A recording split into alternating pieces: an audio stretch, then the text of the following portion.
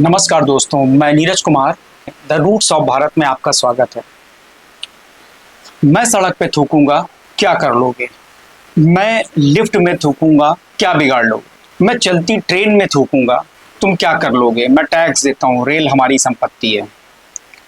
मैं रेल के टॉयलेट में गंदगी करूंगा, तो क्या कर लोगे? ये बातें आप अक्सर चलते फिरते आसपास हर जगह सुनते हैं, लेकिन आप कुछ करने की स्थिति में नहीं होते हैं कि किसी भी व्यक्ति को जो कि पान मसाला या गुटखा खा के मार्केट में या पान खा के मार्केट में निकल रहा है, वो व्यक्ति स्वतः में एक मैच्योर व्यक्ति है, एक उम्रदार व्यक्ति है। उसको कोई टोके तो उसकी अहम को ठेस लगती है। लेकिन ये सिविक सेंस का एक ऐसा पार्ट है जिसकी वजह से आपके शहर तो गंदा होते ही है, साथ में आपको शहरों में जो आर्थिक नुकसान उठाना पड़ता है उसकी सफाई पे पैसा खर्च करके, साथ ही साथ उस गंदगी के होने की वजह से जो लोग बाहर से घूमने आते हैं आपके शहर में, वो भी आपको नुकसान उठाना पड़ता है।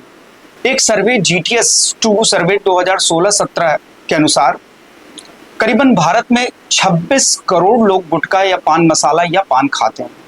ये संख्या इससे ज़्यादा भी अब हो सकती है क्योंकि ये सर्वे हुए कम से कम 7-8 साल हो चुके हैं। WHO की रिपोर्ट्स के अनुसार यदि पान मसाला गुटखा खाने वाले व्यक्ति को ये कंटेजियस डिजीज है, लाइक कि ट्यूबरकुलोसिस वगैरह है, और वो सार्वजनिक स्थानों पे थूक देते हैं, उसकी वजह से ट्यूबरकुलोसिस बढ़ने की संभावना कम से कम 2 से 3 गुना बढ़ जाती है। तो भारत में करीबन 4.5 लाख लोग ओरल कैंसर यानी कि मुंह के कैंसर से जूझते हैं, जिसमें कि 85% लोग मात्र गुटखा और पान मसाले की वजह से उन्हें कैंसर होता है माउथ का।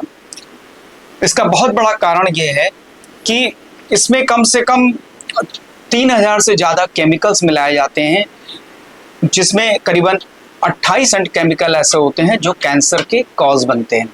तो स्वच्छ भारत मिशन जब 2019 में शुरुआत हुई, उसमें तेजी पकड़ी, तो ये पाया गया है कि देश के 70% स्थान जो सार्वजनिक स्थान हैं वो पान मसाला, गुटखा और पान की पीक या जो थूकने से गंदी हुई है।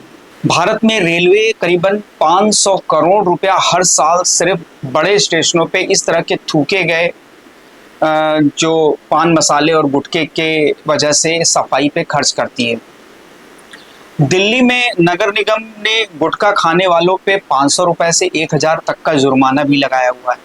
लेकिन ये जुर्माना लगाने का बहुत असर पड़ा नहीं है क्योंकि लोग ऐसी ऐसी जगहों पे थूकते हैं जहां जुर्माना लगाने वाले पहुंच भी नहीं सकते। हाँ, ये जरूर है कि पुणे और मुंबई वगैरह में जब जुर्माना लगाया गया तो उसका फायदा हुआ कि वहाँ पे लोगों ने थूकना कम किया।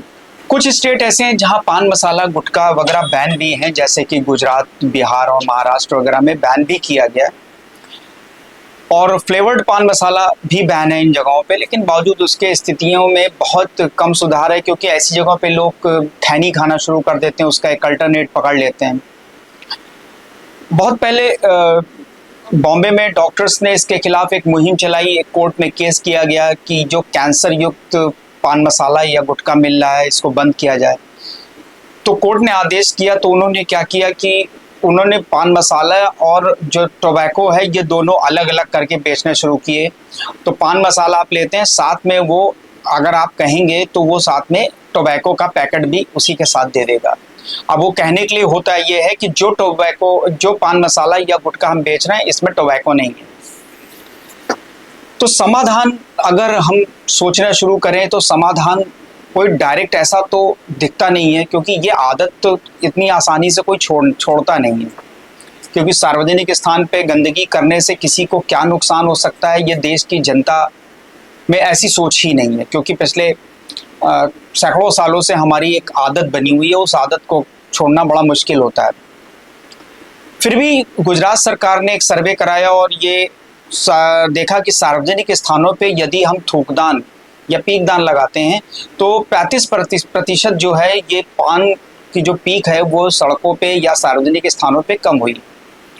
दूसरा ये देखा गया है कि अगर जागरूकता अभियान चलाया गया है तो करीबन 40% गुटखा और पान मसाला के सेवन में कमी आई है।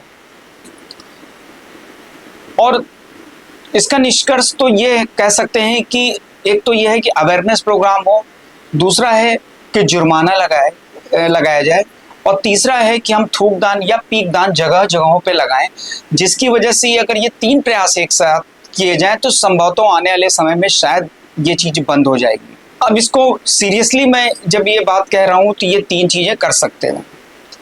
और अगर लाइटर नोट पे कहा जाए तो अगर ये लोग नहीं मानते हैं पान मसाला खाने वाले, तो सरकार को चाहिए कि कलर्ड पान वगैरह, पान मसाला गुटखा दिया जिसमें अलग अलग तरह के कलर्स मिले हों, जब वो थूकें तो उस कलर की पीक निकले। क्योंकि कई बार सड़क पे जब डिवाइडर के ऊपर सफ़ेद रंग से पुताई की जाती है और वहाँ पे जब चौराहों पे रेड लाइट होती है और वाहन रुकते हैं तो लोग वहाँ पे डिवाइडर के ऊपर थूकते हैं, और जगह जगह इतना डिवाइडर पे थूकते हैं कि वो डिवाइडर पूरा ब्राउन कलर का हो जाता है।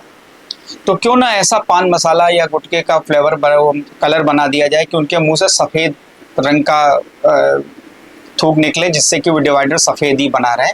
ये बात मैं मजाक में कर रहा हूँ और ये एक सार्कज़्म के तौर पे कह रहा हूँ। सीरियसली जो इसका इलाज है वो इलाज यही है कि उसमें जागरूकता, जुर्माना, और तीसरा है कि जगह जगह थूकदान या पीकदान लगाया जाए। इसके जो रिजल्ट ये होते हैं कि आपका शहर अगर बड़ा शहर है और वहाँ पे घूमने की बहुत सी जगह हैं, तो बहुत सारी बिल्डिंग्स, हिस्टोरिकल बिल्डिंग्स हैं, ऐसे ऐसे प्लेसेस जहाँ बाहर के लोग आते हैं, घूमते हैं।